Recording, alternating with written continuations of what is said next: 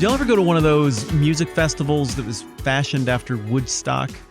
Woodstock, I guess not everybody would necessarily know. This is getting to be a pretty old phenomenon. It predates my life, but Woodstock was this outdoor music festival in my country. It's kind of associated with the hippies. It was 1969 was Woodstock. And through the 70s and 80s, you saw a bunch of these knockoffs where people tried to recapture the magic. There were more Woodstock events. I remember in the 90s, there was a return to Woodstock with all of the alternative rock people. And it just, I don't know, it never had the same vibe. But there was a Christian version of this called Cornerstone in Illinois that I used to go to. And we're not talking about some urban fairgrounds with multiple stages and electricity and indoor plumbing kind of event.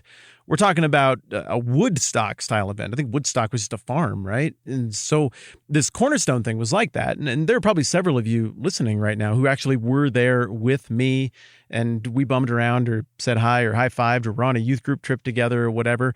But one of the amazing things about that kind of a music festival is simply the energy of having that many people bumming around in the woods at the same time, setting up makeshift tent cities and getting by, and resources are far away and limited. So you just connect with whoever you can connect with and swap things. And even the sanitized Christian hippie version at something like Cornerstone, which was not entirely sanitized, you still get that buzz. You get that feel of the weirdness of this event. It feels like something meaningful is happening simply by merit of how irregular the behavior is to grab a bunch of people and just go out to the woods together and listen to things and see what happens. And likewise, I think there was something socially more shocking about what we see happening in Matthew chapter 15, and really all of Matthew, with these spontaneous crowds showing up for Jesus, but particularly right here.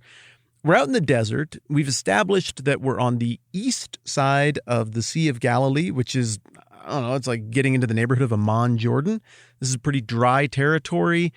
And we're either in the heart of the region that would later be described by Pliny the Elder as the Decapolis, or we're just on the north end of what the Decapolis was at the time of Jesus in other Gentile cities. Wherever we place this event as having happened, it's pretty evident that it's in Gentile territory.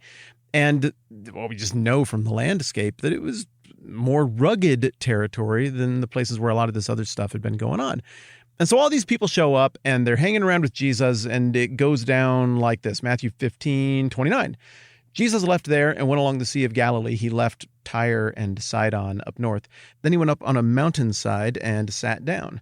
Great crowds came to him, bringing their lame, the blind, the crippled, the mute, and many others, and laid them at his feet, and he healed them. And the people were amazed when they saw the mute speaking, the crippled made well, the lame walking, and the blind seeing. And they praised the God of Israel. Okay, we've kind of covered that stuff already, but now we get into the fresh stuff. Jesus called his disciples to him and said, "Hey, I have compassion for these people. They've already been with me for 3 days, and I got nothing to eat. I don't want to send them away hungry, or they might collapse on the way." And his disciples answered, "Well, where could we get enough bread in this remote place to feed such a crowd?" "Well, how many loaves do you have?" Jesus asked. 7, they replied, "and a few small fish."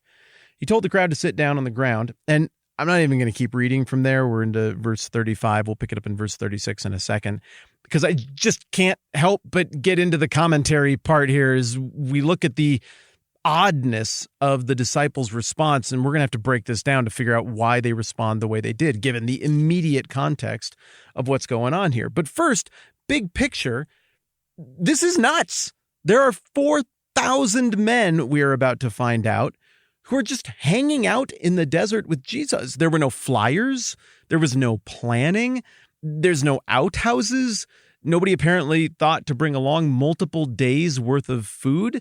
I mean, just think about what it would take for you to go to Woodstock or Cornerstone on no notice whatsoever, with limited supplies, and then refuse to leave. Now, don't picture yourself being a child who's like 16 years old. It's like, "I'm mad at you, Dad. I'm going to a rock concert on a farm, and I don't know what's going to happen to me. I might come back someday. Don't you dare walk out that door. I love rap music. I always have it. I always will." Slam. I don't mean that kind of a scenario. Nothing personal, temperamental 15 and 16-year-olds.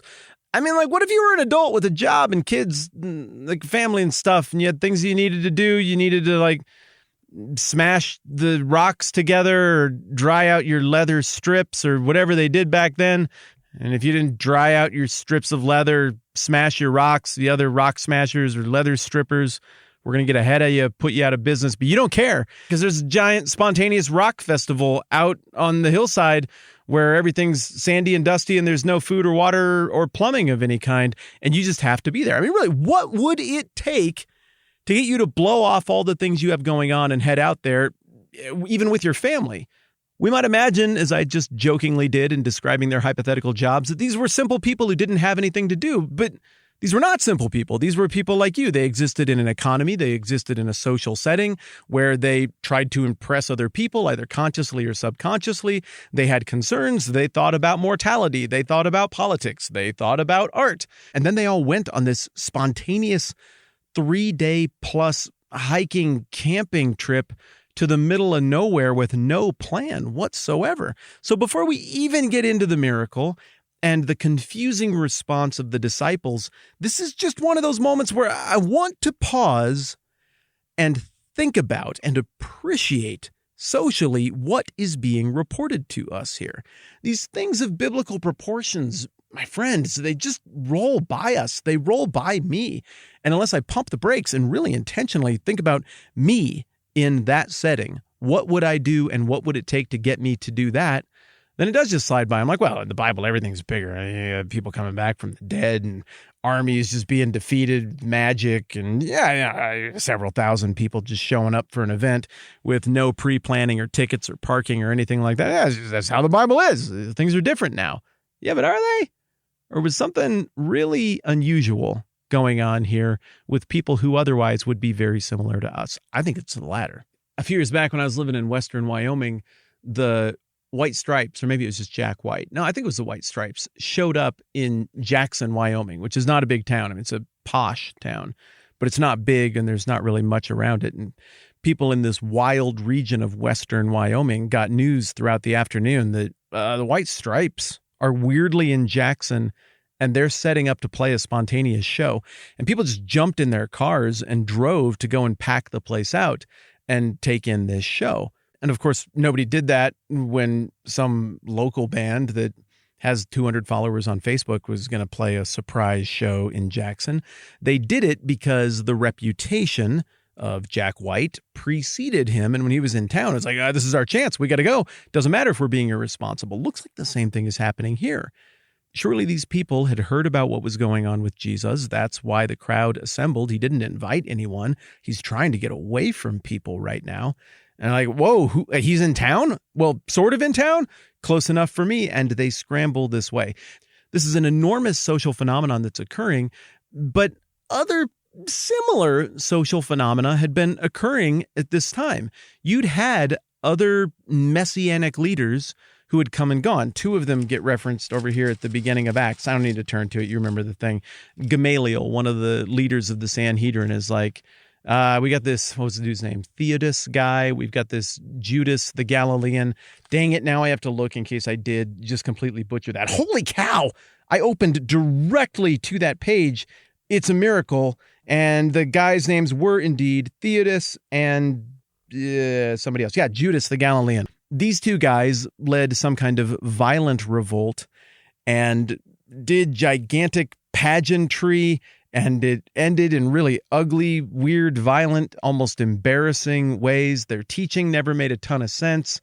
There was a bit more of brigandhood to Judas the Galilean's style. And so we've had these other people who are hinting at being messianic claimants. There are a bunch more that I could list off. I think I'm going to do a YouTube video about those soon, so you can check that out if you want. But this has no military fervor. This has no element of zealotry, of let's get rid of the Romans. It's just redemptive. Let's go out to the countryside. We have no idea what's on the schedule or what he's going to do. We're just going to hang around and see if we can get the dude's attention and see if he is what we've been told he is. And if so, maybe their first priority was, let's see if he can address our needs. And maybe their second priority was, if he can, let's see if we can find out what he wants. Why is he here? What is he doing? How do we fit into the thing? This is just, I mean, most of the Jewish stuff It's all pretty Jewish. So is this more pretty Jewish stuff, or do we get to play? Well, you get to the end of day 1 of Decapolistock, and Jesus is still healing people, and people are still hanging around. Probably the crowd is still going, and people figure out, like, hey, there's no reason to leave. It's not like, oh, man, well, maybe I'll have more time to watch people get miraculously healed and stuff in a couple weeks. I'm just super busy right now. This is your one chance. And they all seem to spontaneously get it, and they all gather around. And before we even move on to the bigger questions tomorrow, I just wanted to take today and stop and be like, hey, let's try to really wrap our brains around the scope and the significance of Jesus' reputation and his character and the credibility of the miraculous claims and rumors surrounding him, just using as a metric the behavior of normal people like you and me. But for the people who made the trip, good for them. The people who thought there was something special to Jesus and operated on that hunch and went out there, I guess they're vindicated. Imagine their old person stories years later, like, yeah, kid, I was at Decapolistock. Wow. Well, did anything happen? Was it real? Crazy thing is, it's true. Jesus, the kingdom, the miracles, all of it. It's all true. Just what a cool story to be able to tell people that you were actually at Decapolistock when this completely spontaneous mega event unfolded in a completely surprising remote part of the world where theoretically Jesus wouldn't even have any business being. Tomorrow, we're going to talk about why Jesus decided that he did have business being there and why it matters. All right, that's a wrap. I'm Matt. This is the 10-Minute Bible Hour podcast. Let's do this again soon.